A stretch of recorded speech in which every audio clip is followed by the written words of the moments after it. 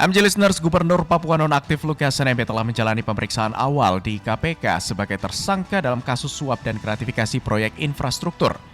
Meski sebelumnya kondisi kesehatan Lukas disoroti sejak dirinya ditetapkan sebagai tersangka, namun KPK justru memastikan kondisi Lukas relatif stabil. Informasi selengkapnya kita bergabung dengan jurnalis MJN, ada Nisrina Kirana langsung dari Gedung Merah Putih KPK Jakarta. Selamat pagi Nisrina, bagaimana hasil dari pemeriksaan awal Lukas NMB hingga hari ini? Selamat pagi, Abdi.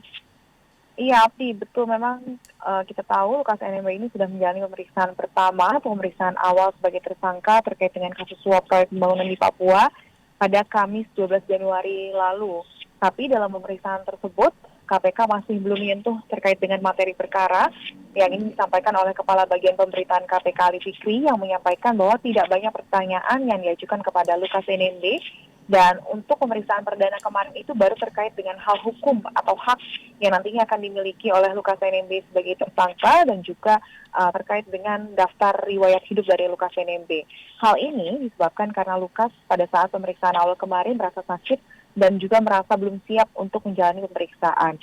Dan meski demikian dari pihak KPK yakni Ali Fikri menyampaikan untuk pemeriksaan terkait dengan proses atau kasus yang menjerat Lukas NMB ini masih akan terus dilanjutkan sebab dari tim penyidik juga berpedoman kepada hasil pemeriksaan yang dikeluarkan oleh tim dokter RSPAD Gatot Subroto yang sebelumnya ini sudah melakukan pemeriksaan dan juga merawat dari Lukas NMB yang menyampaikan bahwa Lukas NMB ini dalam keadaan sehat dan juga dapat dibawa proses ke pemeriksaan KPK.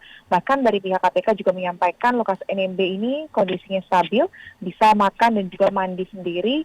Dan pada Kamis lalu, usai dilakukan pemeriksaan awal, Lukas NMB ini pun juga karena dinyatakan sudah dalam kondisi stabil sehingga langsung melalui atau menjalani proses penahanan untuk 20 hari pertama atau di Rutan KPK Cabang Pom Jaya Guntur Jakarta Selatan sejak Kamis malam kemarin. Dan kita tahu sebelumnya Lukas ini sempat dibantarkan penahanannya di RSPAD Gatot Subroto karena kondisi kesehatannya yang belum stabil sejak dirinya ini ditangkap dan tiba di Jakarta pada beberapa hari lalu.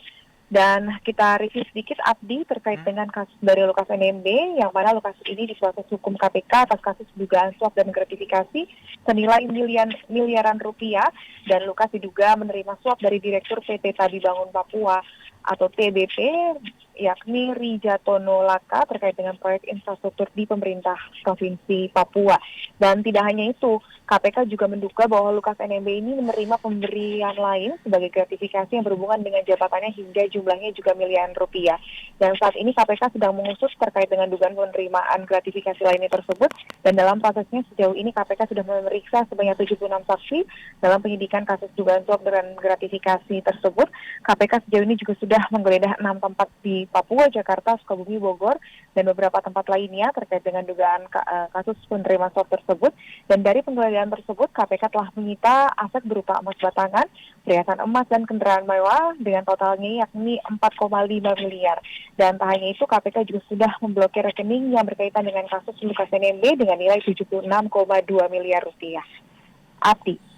Baik, Nisrina, lantas apakah hari ini ada pemeriksaan lanjutan kepada Lukas NMB dan apakah sudah ada keterangan juga dari KPK? Iya, Abdi, pada hari Jumat kemarin, usai dilakukan pemeriksaan awal di hari Kamis, Ali Fikri memang menyampaikan karena di hari Kamis itu sempat terhenti untuk pemeriksaan awal kepada Lukas NMB karena yang bersangkutan ini mengaku sakit, sehingga untuk proses pemeriksaan lanjutan kepada Lukas NMB dijadwalkan akan dilanjutkan pada pekan ini. Namun memang belum dipastikan apakah kemungkinan hari ini atau di hari lain pada pekan ini, dan tentunya tetap akan dilakukan pemeriksaan terhadap Lukas NMB, baik itu pemeriksaan sebagai saksi maupun tersangka, karena tentu yang bersangkutan tersangka Lukas NMB ini juga nantinya akan menjadi saksi untuk berkas perkara pemberi suap yakni tersangka dari RL. Namun sejauh ini kalau berdasarkan pantauan kami di KPK memang kondisinya ini masih sepi, lengang begitu, sehingga belum nampak juga adanya aktivitas pemeriksaan, sehingga nanti kita akan tunggu saja bagaimana kondisi yang berkembang nanti di Gedung Merah Putih KPK. Abdi. Baik, terima kasih jurnalis MJN Nisrina Kirana atas informasi dan laporan Anda langsung dari Gedung Merah Putih KPK Jakarta. Salam sehat dan selamat kembali bertugas Nisrina. Terima kasih, Abdi.